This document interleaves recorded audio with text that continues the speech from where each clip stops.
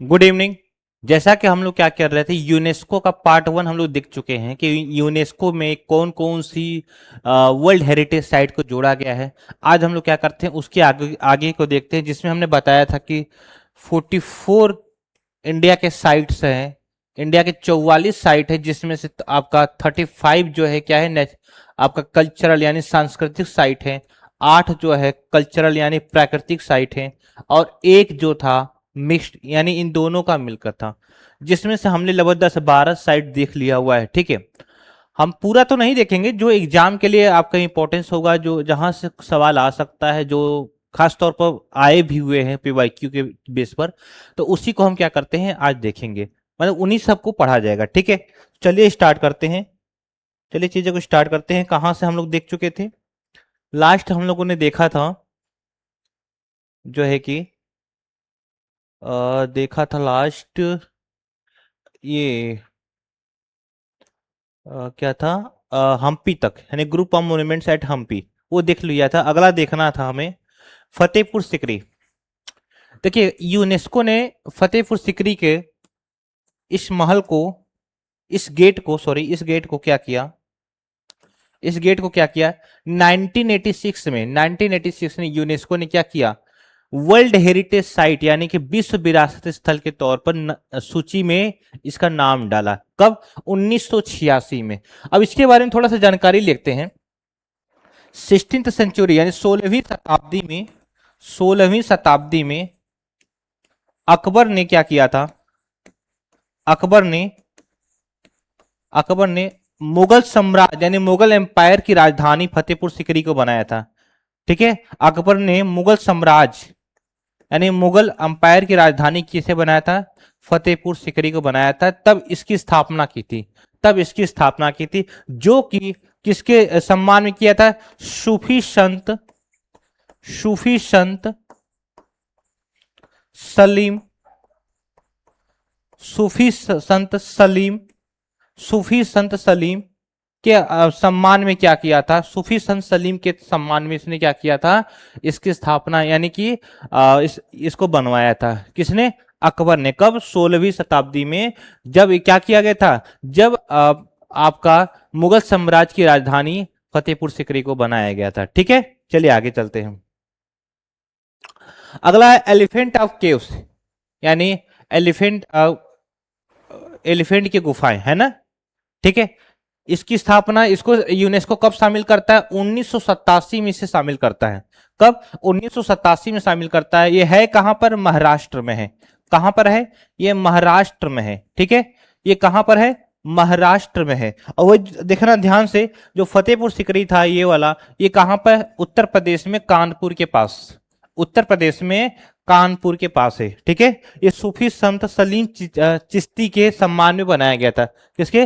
सूफी संत सलीम चिश्ती के सम्मान में बनाया गया था। ठीक है, वही एलिफेंटा केव्स कहां पे है? ये महाराष्ट्र में है। ठीक है, इसमें 5 गुफाएं हैं, 5 गुफाएं हैं जो हिंदू धर्म से संबंधित है। 5 गुफाएं हैं जो किससे संबंधित है? हिंदू धर्म से संबंधित है। हिंदू धर्म से संबंधित है। 5 गुफाएं हैं, 5 केव्स हैं जो हिंदू धर्म से संबंधित है। कौन सा? Elephanta of caves. ठीक है, एलिफेंटा की गुफाएं, ये कहां पे है? आपका महाराष्ट्र में। अगला है Sundarban national park. Sundarban national park ये कहां पे है? ये वेस्ट बंगाल में है, ये पश्चिम बंगाल में है। ठीक है, इसको यूनेस्को ने क्या किया था, 1987 में शामिल किया था। कब? 1987 में शामिल किया गया था। ठीक है, इसे कब शामिल किया गया था? 1987 में शामिल किया गया था। और ध्यान देने वाली बात है, जो सुंदरवन नेशनल पार्क है, ये ब्रह्मपुत्र और गंगा नदी के, ब्रह्मपुत्र और गंगा नदी के डेल्टा से बना हुआ है। ब्रह्मपुत्र और गंगा नदी के डेल्टा से बना हुआ है। गंगा नदी के डेल्टा से बना हुआ है। किससे? डेल्टा से। आप लोग जियोग्राफी में एक शब्द पढ़ते होंगे डेल्टा, तो उसी से बना हुआ है, डेल्टा से बना हुआ है। ठीक है, डेल्टा क्षेत्र में है ये। ठीक है, उसी से ये क्या हुआ है, बना हुआ है। ब्रह्मपुत्र और गंगा नदी के डेल्टा से बना है। ठीक है, और ध्यान देने वाली बात है, यह दुनिया का सबसे बड़ा मैंग्रोव क्षेत्र है। यह दुनिया का सबसे बड़ा मैंग्रोव क्षेत्र है। दुनिया का सबसे बड़ा मैंग्रोव क्षेत्र है कौन? सुंदरवन। सबसे बड़ा मैंग्रोव क्षेत्र है सुंदरवन राष्ट्रीय उद्यान, सुंदरवन नेशनल पार्क। ये क्या है? दुनिया का सबसे बड़ा मैंग्रोव क्षेत्र है। ठीक है, मैंग्रोव क्षेत्र है, दुनिया का सबसे बड़ा मैंग्रोव क्षेत्र है कौन? Sundarban national park. ठीक है, इसे 2019 में, इसे 2019 में रामसर स्थल, रामसर साइट के तौर पर भी, रामसर साइट के तौर पर भी जोड़ा गया था। 2019 में इसे रामसर स्थल के तौर पर भी जोड़ा गया है। और इसे ये आपका क्या है? बायोडायवर्सिटी हॉटस्पॉट भी है, जैव विविधता हॉटस्पॉट है ये, बायोडायवर्सिटी हॉटस्पॉट भी है ये बायोडायवर्सिटी हॉटस्पॉट भी है ये। सुंदरवन नेशनल पार्क, हमने क्या क्या देखा सुंदरवन नेशनल पार्क के बारे में? कि सुंदरवन नेशनल पार्क को यूनेस्को ने कब शामिल किया? 1987 में। सुंदरवन नेशनल पार्क को यूनेस्को ने कब शामिल किया? 1987 में। ये है कहां पर? वेस्ट बंगाल में। ये जो है आपका गंगा नदी और ब्रह्मपुत्र नदी के डेल्टा से बना हुआ है। यह दुनिया का सबसे बड़ा मैंग्रोव क्षेत्र है। ये बायोडायवर्सिटी हॉटस्पॉट है और इसे 2019 में रामसर स्थल के तौर पर इसे जोड़ा जाता है। ठीक है, यहां तक चीजें क्लियर हो गई। ध्यान दीजिएगा, जितना फैक्ट इससे हो सकता है उतना फैक्ट मैंने बता दिया, और जितना सवाल, इससे ज्यादा सवाल जो है आपका बाहर नहीं जा सकता है। ठीक है, तो इसको अच्छे से बार बार रिवाइज करते चलिए। बाकी हम लोग इसका मॉक जरूर लगाएंगे, इसका जरूर क्वेश्चंस लगाया जाएगा। मैं आपको एमसीक्यू सीरीज ले आऊंगा जब चैप्टर खत्म हो जाएगा तब। ठीक है, चलिए आगे बढ़ते हैं। अगला है Nanda Devi and valley of flower national park. यहां पर देखिएगा, नंदा देवी नेशनल पार्क, ठीक है, और वैली ऑफ फ्लावर यानी फूलों की घाटी राष्ट्रीय उद्यान। नंदा देवी नेशनल पार्क, फूलों की घाटी नेशनल पार्क, ये दो नेशनल पार्क को मिलाकर के यूनेस्को ने क्या किया? 1988 में इसे क्या किया करता है आपका? यूनेस्को ने क्या किया? शामिल किया। ठीक है, यूनेस्को की लिस्ट में इसको शामिल किया, यानी कि वर्ल्ड हेरिटेज यानी विश्व विरासत स्थल के तौर पर शामिल किया जाता है। कब? 1988 में। कब? 1988 में। ध्यान देने वाली बात है, यहां पर 300 से ज्यादा प्रकार की जो प्रजातियां की, यानी प्रजातियां जो है पाई जाती है, फूलों की प्रजातियां जो है, फूलों की प्रजातियां जो है पाई जाती हैं। फूलों की प्रजातियां यहां पाई जाती है, 300 से ज्यादा फूलों की प्रजातियां, यानी कि more than 300 of species of flower species जो है यहां पर पाई जाती है। कहां पर? Nanda Devi and valley of flowers national park. ये है कहां पर? उत्तराखंड में है। कहां पर है ये? उत्तराखंड में है ये। कहां पर? उत्तराखंड में। यानी Nanda Devi and valley of flower national park कहां पे है? उत्तराखंड में है। इसे 1988 में शामिल किया जाता है आपका रामसर, सॉरी, यूनेस्को की लिस्ट में as a world heritage site. ठीक है, यहां पर 300 से ज्यादा फूलों की प्रजातियां पाई जाती हैं इन क्षेत्रों में। ठीक है, इतना ही फैक्ट इसके लिए काफी है। ठीक है बच्चे, चलिए अगला है सांची स्तूप। ये 1989 में यूनेस्को ने क्या किया? इसको शामिल किया। कब? 1989 में यूनेस्को शामिल करता है। ये है कहां पर? मध्य प्रदेश में है। कहां पर है ये? मध्य प्रदेश में है ये। ठीक है, और देखो, ये भगवान बुद्ध का सबसे पुराना, भगवान बुद्ध का सबसे पुराना पूजा स्थल है। भगवान बुद्ध का सबसे पुराना पूजा स्थल है, सबसे पुराना पूजा स्थल है ये। ठीक है, भगवान बुद्ध का सबसे पुराना पूजा स्थल है, भगवान बुद्ध का सबसे पुराना पूजा स्थल है। ठीक है, कौन? आपका सांची स्तूप है। कहां पर है? मध्य प्रदेश में है। कहां पर है ये? मध्य प्रदेश में। और ध्यान देने वाली बात है, 200 रुपए के नोट के पीछे इसी का चित्र प्रदर्शित किया गया है। 200 रुपए के नोट के पीछे इसी का चित्र क्या हुआ है? प्रदर्शित किया गया है। सांची स्तूप, सांची स्तूप का जो चित्र है प्रदर्शित किया गया है। कहां पर? 200 रुपए के नोट के पीछे, 200 रुपए के नोट के पीछे सांची स्तूप का चित्र क्या किया गया है? प्रदर्शित किया गया है। ठीक है, चलिए अगले पे चलते हैं। और इसे यूनेस्को कब शामिल करता है? 1989 में, 1989 में इसको आपका वर्ल्ड हेरिटेज साइट यानी विश्व विरासत स्थल के तौर पे इसको जोड़ता है। कब? 1989 में। ठीक है, चलिए आगे बढ़ते हैं। अगला है हुमायूं का मकबरा। हुमायूं का मकबरा, ये जो कि 1993 में यूनेस्को ने क्या किया? इसको शामिल किया। 1993 में यूनेस्को ने क्या किया? शामिल किया और है कहां पर, नई दिल्ली में है ये। कहां पर है, नई दिल्ली में है ये। ठीक है, नई दिल्ली में है ये हुमायूं का मकबरा। कब शामिल करता है, 1993 में। 1993 में इसको शामिल करता है। ठीक है, चलिए अगला है कुतुब मीनार। कुतुब मीनार को भी यूनेस्को ने क्या किया, 1993 में ही शामिल करता है। 1993 में ही कुतुब मीनार को शामिल करता है और ये है कहां पर, नई दिल्ली में है। कहां पर है ये, नई दिल्ली में है। और इसकी कुल ऊंचाई जो है, इसकी ऊंचाई जो है 72.5 मीटर है। कितना है, 72.5 मीटर है। 72.5 मीटर है। ये 13th सेंचुरी में, 13वीं शताब्दी में, 13th सेंचुरी में कुतुबुद्दीन ऐबक ने बनवाया था इसको। किसने, कुतुबुद्दीन ऐबक ने, कुतुबुद्दीन ऐबक ने बनवाया था। किसके सम्मान में, सूफी संत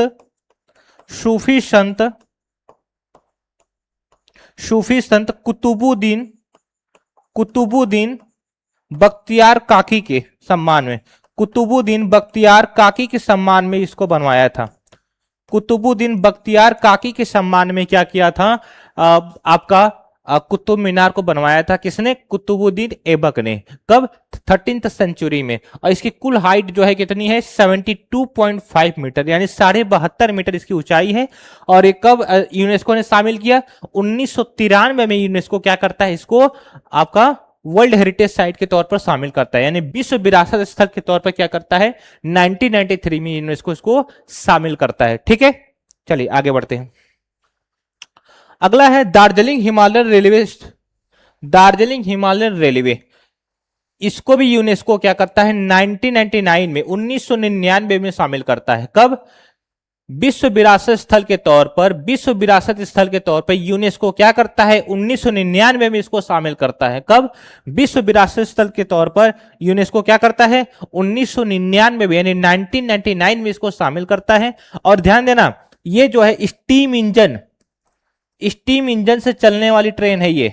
स्टीम इंजन यानी कि भाप इंजन से चलने वाली है। किससे, भाप इंजन से चलने वाली ट्रेन है ये। इसकी शुरुआत सबसे पहले 1881 में किया गया था। कब, 1881 में इसकी शुरुआत की गई थी। 1881 में इसकी शुरुआत की गई थी। और ये है कहां पर, ये वेस्ट बंगाल में है। ये वेस्ट बंगाल यानी पश्चिम बंगाल में है। और ये जो है आपका सिलीगुड़ी से लेकर के दार्जिलिंग तक चली थी। ये सिलीगुड़ी से लेकर के दार्जिलिंग तक चलती है। कहां से कहां तक, सिलीगुड़ी टू दार्जिलिंग तक। सिलीगुड़ी से लेकर के दार्जिलिंग तक ये ट्रेन चलाई जाती है। और ये जो है स्टीम इंजन पे, यानी भाप इंजन से ट्रेन चलती है। किससे चलती है, भाप इंजन से ट्रेन चलती है। और ये है कहां पर, आपका वेस्ट बंगाल में। इसको यूनेस्को ने कब विश्व विरासत स्थल के तौर पर जोड़ा, तो 1999 में। 1999 में यूनेस्को क्या करता है, इसको विश्व विरासत स्थल के तौर पर जोड़ता है। विश्व विरासत स्थल के तौर पर जोड़ता है कब, 1999 में। और इसकी पहली बार चला कब था, 1881 में इसकी शुरुआत की गई थी, यानी अंग्रेजों के जमाने में ही इस ट्रेन की शुरुआत कर दी गई थी। ठीक है, चलिए अगले पे चलते हैं। महाबोधि टेम्पल, महाबोधि मंदिर, ये बिहार के बोध गया में है। कहां पर, बिहार के बोध गया में है। और ये 2002 में यूनेस्को ने इसको शामिल करता है। कब, 2002 में इस मंदिर को यूनेस्को क्या करता है, शामिल करता है, 2002 में। और कहा जाता है कि भगवान बुद्ध को सबसे पहले यही ज्ञान प्राप्त हुआ था। भगवान बुद्ध का सबसे पहले ज्ञान प्राप्त स्थल है। भगवान बुद्ध का ज्ञान प्राप्त स्थल है ये। भगवान बुद्ध का ज्ञान प्राप्त स्थल है कौन, महाबोधि। ज्ञान प्राप्त स्थल है महाबोधि मंदिर, ज्ञान प्राप्त स्थल है। और यह भी कहा जाता है कि 3rd एडी में, ठीक है, 3rd एडी में सम्राट अशोक ने इसके पहले मंदिर की परिसर की स्थापना की थी। पहला मंदिर परिसर बनवाया था किसने, सम्राट अशोक ने 3rd एडी में, यानी तीसरी क्या कहते हैं, तीसरी पूर्व, यानी कि 3rd आफ्टर डेथ, है ना, क्या कहते हैं इसको, ईसा पूर्व नहीं, हाँ सॉरी, ईसापुर में बनवाया था।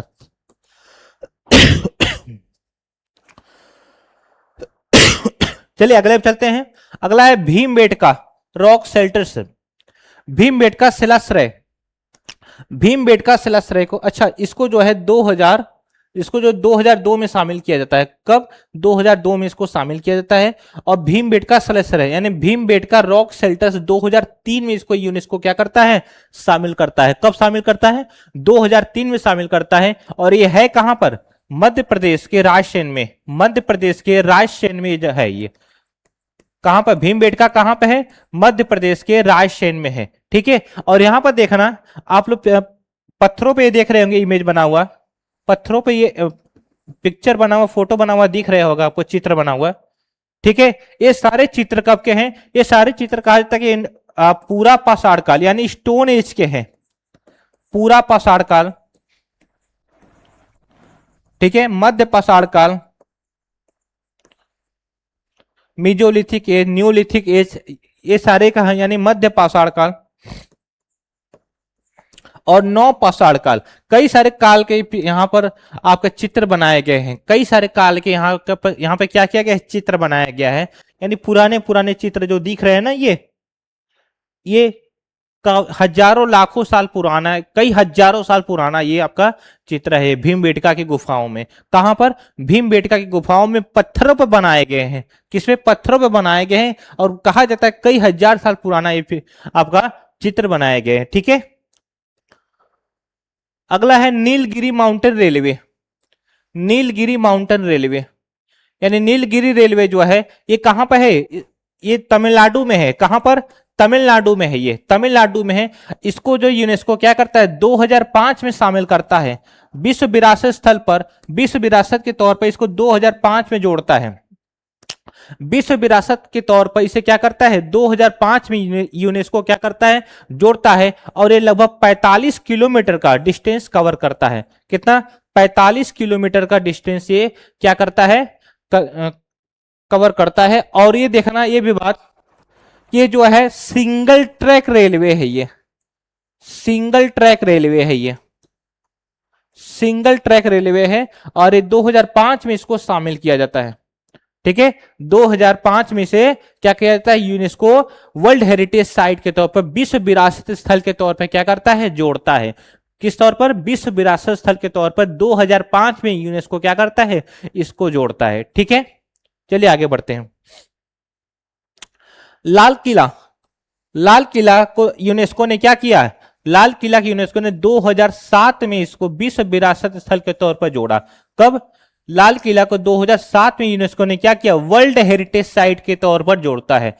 किस तौर पर? 2007 में वर्ल्ड हेरिटेज साइट के तौर पर यूनेस्को क्या करता है? लाल किला को जोड़ता है। ठीक है। और देखना लाल किला जो है, लाल किला जो है उस्ताद, एक मिनट, उस्ताद अहमद लाहौरी, इसको बनाया कौन था? डिजाइन कौन किया था? उस्ताद अहमद लाहौरी। इसी ने क्या किया था? इसी ने क्या किया था? आपका लाल किला को डिजाइन किया था। और इसने ही ताजमहल को भी डिजाइन किया था। इसने, यही क्यों डिजाइनर था किसका? ताजमहल का। और इसे 17वीं शताब्दी में बनवाने वाला कौन था? शाहजहां। कौन था? शाहजहां। ठीक है। प्रधानमंत्री हर वर्ष आप स्वतंत्रता दिवस यानी 15 अगस्त के तौर पर, 15 अगस्त के दिन यहीं से झंडा फहराते हैं। और ये 500 रुपए के नोट के पीछे है, 500 रुपए के नोट के पीछे लाल किला दर्शाया गया है। ठीक है। अगला है कालका शिमला रेलवे। कालका शिमला रेलवे को 2008 में, कालका शिमला रेलवे को 2008 में क्या किया गया था? यूनेस्को की लिस्ट में यानी विश्व विरासत स्थल के तौर पर जोड़ा गया। यूनेस्को ने क्या किया? 2008 में इसको कालका शिमला रेलवे को 2008 में क्या करता है? विश्व विरासत स्थल यानी वर्ल्ड हेरिटेज साइट के तौर पर जोड़ता है। किस तौर पर? वर्ल्ड हेरिटेज साइट के तौर पर 2008 में जोड़ता है। कब? 2008 में जोड़ता है। और ये लगभग आपका जो है 96 किलोमीटर का ये कनेक्टिविटी देता है। कितना? 96 किलोमीटर कनेक्टिविटी देता है। और ये भी क्या है? सिंगल ट्रैक है।